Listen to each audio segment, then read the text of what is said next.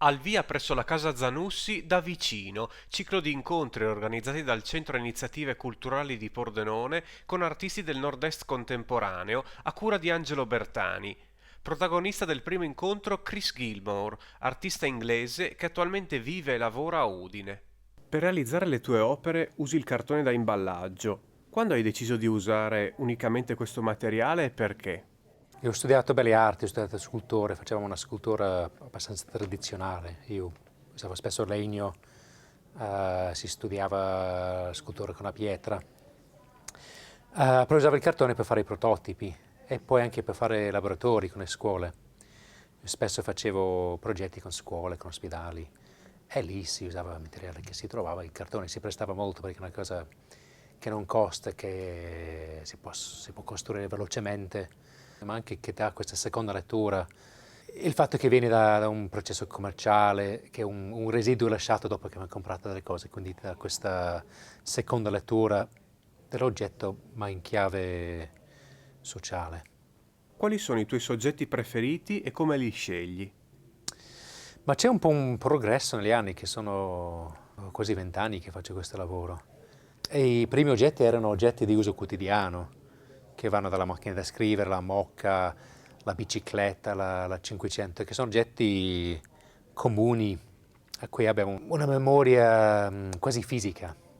Uno, non so, vedendo la macchina da scrivere si sente quella sensazione di toccare i tasti.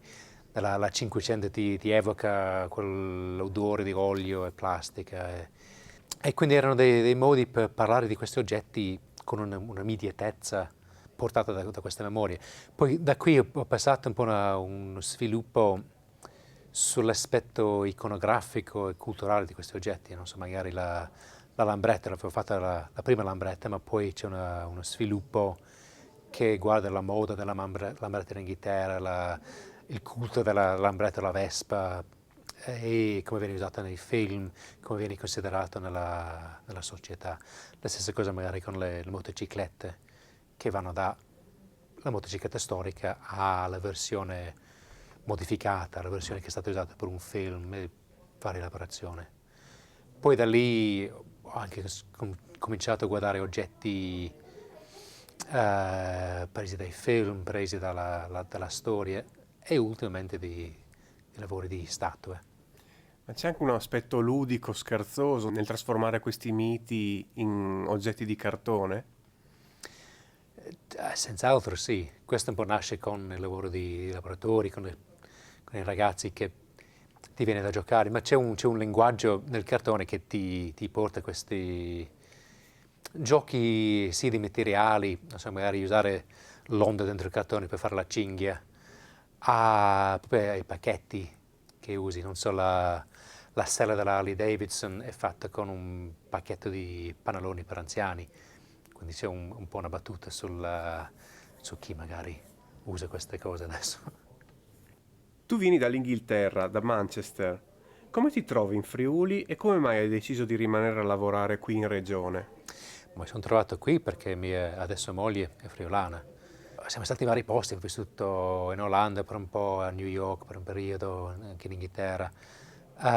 Qui siamo qui soprattutto per la famiglia a questo punto, però si vive molto bene, si lavora bene.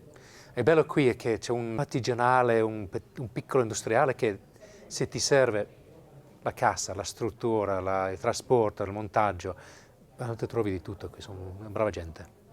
Secondo te cosa vuol dire produrre arte? Non so se è una cosa che l'ho sempre fatta dall'infanzia, sempre costruito. È il mio modo per percepire il mondo, di assimilare, poi riprodurre, poi manipolare. I linguaggi dell'arte oggi sono così vari che è più l'impostazione, secondo me. È questo che è interessante dell'arte, che hai questa molteplicità di punti di vista, di voci.